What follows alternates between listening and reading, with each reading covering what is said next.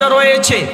প্রতিটা আটলান্টিক মহাসাগর, নদ নদী, খাল বিলের পানিকে যদি কালি বানাইয়া দেওয়া হয়, সাবাতু আবহুরিম মা নাফিদাত কালিমাতুল্লাহ।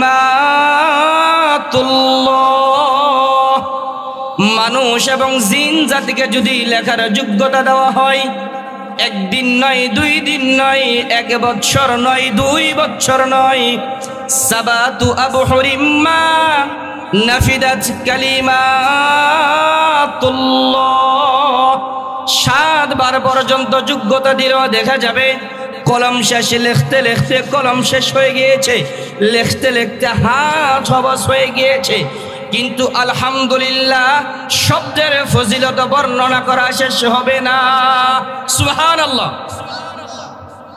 এখন বুঝে আসি আমরা যে আমরা এখানে বসে যে একটু সুবহানাল্লাহ পড়ি, আলহামদুলিল্লাহ পড়ি, কিছু ফায়দা হয়? তাহলে একটু জোরে বলবেন, ফায়দা হয় কিছু? শুধু যে ফায়দা তা না। বিশ্বনবী রহমাতে আলম বলেন, যেই মজলিসের মধ্যে যে একটা মানুষ একবার আলহামদুলিল্লাহ বলে, মৃত্যুর পরে হাসরের ময়দান যখন কায়েম হয়ে যাবে, তখন জান্নাতের 8টা দরওয়াজা তার জন্য স্বাগতম জানাবে, আহলান সাহলান, আমার বুকের ভিতর দিয়ে তুমি জান্নাতে প্রবেশ করো। সুবহানাল্লাহ। এই কারণে ভাই যখনই সময় পাইব আলহামদুলিল্লাহ বলবো। খুদার প্রশংসা, দুনিয়াতে কত মানুষের প্রশংসা করি না? এমপি, মন্ত্রী, চেয়ারম্যান, সেক্রেটারি, দফাদার, প্রত্যেকটা মানুষের প্রশংসাই তো আমরা করি। তো যে রব আমাদেরকে পাঠাইছে, যে রব আমাদেরকে বানাইছে, ওই রবের প্রশংসা করতে কৃপণতা কিসের ভাই? এই কারণে ভাই যখনই সময় পাইব আমরা পড়তে থাকবো আলহামদুলিল্লাহ। প্রতিবার আলহামদুলিল্লাহ প্রতি হরফের নিকে তো আছেই। আর হাসরের ময়দানে তখন দেখা যাবে জান্নাত আমাকে ডাকবে, আমি যে জান্নাত খোঁজার দরকার নেই, জান্নাত আমাকে ডাকবে। আমলটা কি? শুধু আলহামদুলিল্লাহ পড়া। আসলে আমার আলোচ্য বিষয় আজকে এটা না। আমি যে আয়াত কারিমা তেলাওয়াত করেছি, এই আয়াত থেকে আমরা শিখবো বা জানবো যে মৃত্যুর পরে প্রথম ঘাঁটি হলো আমার আর আপনার কবর। এই কবরের আযাব থেকে কি কাজ করলে আমি বাঁচতে পারবো? মুফাসসিরিন কিরাম বলেন, একটা মানুষ যখন মৃত্যুবরণ করে তখন তার সবচেয়ে বড় ঘাঁটি হলো, সবচেয়ে বড় বিপদের জায়গা হলো কবর। কবর থেকে যদি কেউ বাঁচতে পারে তাহলে হাসর, মিজান, ফুলসিরাত থেকে বাঁচার সম্ভাবনা খুব সহজ। তো কবরে যদি আপনি ধরা পড়ে যাই তাহলে দেখা যাবে বড় মুসিবত আমার সামনে রয়ে গেছে। এই কারণে ভাই বিশ্বনবী রহমাতে আলম বলেন, 8 শ্রেণীর মানুষকে আল্লাহ রাব্বুল আলামিন কবরের আযাব মাফ করে দেয়। সুবহানাল্লাহ। এই 8 শ্রেণীর মানুষ কারা? এই 8 শ্রেণীর ভিতরে 1 শ্রেণীর মানুষ তো আমি আর আপনি হওয়া দরকার আছে না ভাই? যে 8 প্রকারের 1 প্রকার মানুষ যদি আমি আর আপনি হতে পারি তাহলে দেখা যাবে আমার আপনার কবরের আযাব আল্লাহ মাফ করে দেব। সুবহানাল্লাহ। প্রথম হলো, আমরা একটু পিছন থেকে ঘুরে আসি। হযরত আব্দুল্লাহ ইবনে আব্বাস রাদিয়াল্লাহু তাআলা আনহু প্রসিদ্ধ একজন সাহাবী। ইতিহাসের দিকে তাকাইলে দেখা যায় যেই সমস্ত সাহাবায়ে কেরামের কাছ থেকে বেশি হাদিস বর্ণিত হয়েছে তাদের মধ্যে আব্দুল্লাহ ইবনে আব্বাস রাদিয়াল্লাহু তাআলা আনহু একজন প্রসিদ্ধ সাহাবী। তার কবর মক্কাতেও পাইবেন না, মদিনাতেও পাইবেন না। তার কবর হইল সিরিয়াতে যাওয়ার পথে, ব্যবসা করত, সিরিয়াতে যাওয়ার পথে রাস্তার মধ্যে ইন্তিকাল করছে, ওইখানে তাকে কবর দেওয়া হয়েছে। তার সফর সঙ্গে ছিল হযরত ইকরিমা ইবনে আবু জাহেল। আবু জাহেলের ছেলে হযরত ইকরিমা রাদিয়াল্লাহু তাআলা আনহু। বাবা যদিও কুখ্যাত একজন কাফের মুশরিক ছিল, তো তার ছেলে প্রসিদ্ধ একজন সাহাবী হযরত ইকরিমা রাদিয়াল্লাহু তাআলা আনহু। হযরত ইকরিমা রাদিয়াল্লাহু তাআলা আনহু বর্ণনা করেন যে আমরা যখন সফরে ছিলাম, ব্যবসার জন্য সিরিয়াতে যাইতেছি, তখন হযরত আব্দুল্লাহ ইবনে আব্বাস রাদিয়াল্লাহু তাআলা আনহুর ইন্তিকাল হয়েছে প্রতিমধ্যে। তো ইন্তিকাল হওয়ার পরে আমরা আসরের পরে মাগরিবের আগে সময়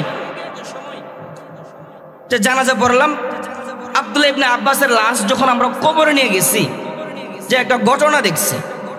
হযরত ইকরিমা রাদিয়াল্লাহু তাআলা আনহু বলেন, তা আমরা যখন লাশ কবরে নিয়ে গেছি, যায় দেখি যে একটা পাখি তার কবরের ভিতরে। সুবহানাল্লাহ। সুন্দর একটা সাদা একটা পাখি তার কবরের ভিতরে। আমরা যারা লাশ নিয়ে কবরের কাছে যাই, একটা পিঁপড়াও যদি দেখি বড়, ওই পিঁপড়াটা তুইলা উপরে রাইখা তারপরে আমরা লাশ দাফন করি, ঠিক না ভাই? বড় একটা পাখি তার কবরে বসা। হযরত ইকরিমা রাদিয়াল্লাহু তাআলা আনহু বলে, আমি নামলাম কবরে। আমি যখন কবরে নামছি তখন দেখি পাখিটা উপরে উঠে গেছে। আবার যখন আমি উপরে উঠি আবার পাখিটা কবরে চলে যায়। এদিক দিয়ে মাগরিবের সময় গনিয়ে আসছে। এই লাশ নিয়ে যদি আমরা এখানে খেলা করি, একবার নিচে যাই আবার উপরে উঠি, তাহলে মাগরিবের সময় গনিয়ে আসছে, মাগরিবের নামাজ কাজা হয়ে যাবে। এই চিন্তা করিয়া হযরত আব্দুল্লাহ ইবনে আব্বাস রাদিয়াল্লাহু তাআলা আনহুর লাশ কবরে রাখবে এমন সময় দেখে পাখি পরনের লম্বা সুন্দর সুস্বাদু এক গান নিয়া বিশিষ্ট এক লোক কবরের পাশে বসে বসে তেলাওয়াত করতেছে।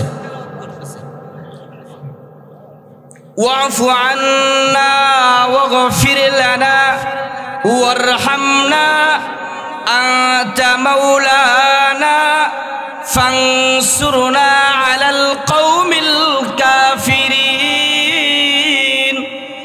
আমার ভাই হযরত ইকরিমা রাদিয়াল্লাহু তাআলা আনহু বলেন, আমি যখন দেখলাম আব্দুল্লাহ ইবনে আব্বাসের কবরের পাশে দাঁড়িয়ে দাঁড়িয়ে কে যেন তেলাওয়াত করতেছে, চিন্তায় মগ্ন হয়ে গেলাম। এখন যদি তার সাথে আমি কথা বলি, মাগরিবের সময় চলে যাবে, তার সাথে আমি পরে কথা বলবো, আগে লাশ দাফন করে নেই। হযরত ইকরিমা রাদিয়াল্লাহু তাআলা আনহু বলেন, আমি যখন লাশকে দাফন শেষ করলাম, দাফন কাফনের কাজ যখন শেষ করলাম, তখন দেখি মানুষটা আর নাই। চিন্তায় পড়ে গেলাম মানুষটা কোথায় চলে গেল। লম্বা সফর করে যখন আমি মদিনা প্রবেশ করলাম, আয়েশা বুজুর্গ একজন সাহাবী হযরত সালমান ফারসি রাদিয়াল্লাহু তাআলা আনহুকে ঘটনা বর্ণনা করলাম। ভাই সালমান, আব্দুল্লাহ ইবনে আব্বাসকে নিয়ে যখন আমরা কবরের পাশে যাই, এই ঘটনা ঘটছে। হযরত সালমান ফারসি রাদিয়াল্লাহু তাআলা আনহু বলেন, ও ভাই ইকরিমা, তুমি কি জানো না বিশ্বনবী রাহমাতুল লিল আলামিন তো বলেছে যে মানুষ নাকি দুনিয়ার মধ্যে বেশি বেশি কোরআন তেলাওয়াত করে, প্রতিদিন রাত্রে ঘুমানোর পূর্বে সূরাতুল মুলুক তেলাওয়াত করে, ওই মানুষের কবরের আযাব আল্লাহ মাফ করে দেয়। সুবহানাল্লাহ। আমি তো জানি হযরত আব্দুল্লাহ ইবনে আব্বাস রাদিয়াল্লাহু তাআলা আনহু শুধু যে সূরা মুলুক তেলাওয়াত করতেন তাই নয়, প্রতি রাত্রে লম্বা সময় নিয়ে নামাজে দাঁড়াইয়া লম্বা তেলাওয়াত করতেন। আমি মুসলমান হওয়ার পর থেকে কোনোদিন আব্দুল্লাহ ইবনে আব্বাসকে আমি দেখি নাই যে কোনোদিন সূরাতুল মুলুক তেলাওয়াত করে নাই, লম্বা তেলাওয়াত না করে ঘুমাই নাই। যার কবরের আযাবটা আল্লাহ ওটু মাফ করে দিবে। সুবহানাল্লাহ। হযরত ইকরিমা রাদিয়াল্লাহু তাআলা আনহু বলেন, হয়তোবা এই কারণে আল্লাহ তার কবরের আযাব মাফ করে দিছে। তে সাদা পাগড়ি পরিধান ওরা লোকটাকে, এটার ব্যাখ্যা আপনি আমার কাছে করেন। হযরত সালমান ফারসি রাদিয়াল্লাহু তাআলা আনহু বলেন, ভাই বিশ্বনবী রাহমাতুল আলাম বলছে, পুরো মানুষ যদি এশারের পরে ঘুমানোর আগে যদি সূরাতুল মুলুক তেলাওয়াত করে, তাবারাকাল্লাযী বিয়াদিহিল মুলক ওয়া হুয়া আলা কুল্লি শাইইন কাদির, সূরাটা তেলাওয়াত করে ঘুমায়, এই রাত্রে যদি সে মারা যায়, আগামী এশারের আগ পর্যন্ত এতটুক সময়ের ভিতরে যদি সে যদি মারা যায়, আল্লাহ তার কবর আযাব মাফ করে দেবে। তার হিসাব কবরের 3টা প্রশ্নের জবাব দেওয়ার জন্য হতবা পাখি পাঠাইবে, অন্যতে একজন ফেরেশতা পাঠাইবে। সুবহানাল্লাহ। দুনিয়ার কোনো মানুষ ছিল না, এটা আসমানের ফেরেশতা ছিল। এই কারণে ভাই বিশ্বনবী রাহমাতুল আলাম বলেন, 8 প্রকার মানুষের কবরের আযাব আল্লাহ মাফ করে দেয়। তার মধ্যে এক প্রকার হইল যে মানুষটা বেশি বেশি কোরআন তেলাওয়াত করে।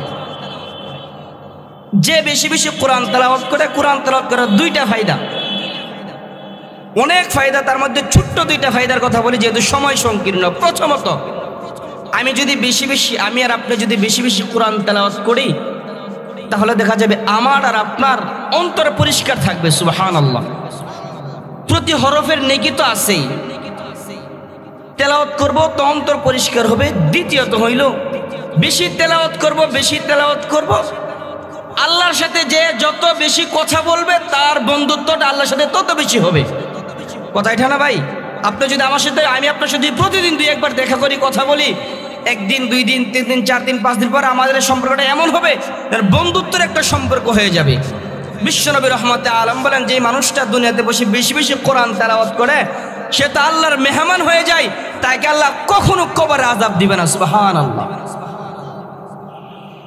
এই কারণে ভাই যখন সময় পাইব বেশি বেশি কোরআন তেলাওয়াত করব। যে সূরাটা পারি আমি এই সূরাটি বেশি বেশি পড়ব।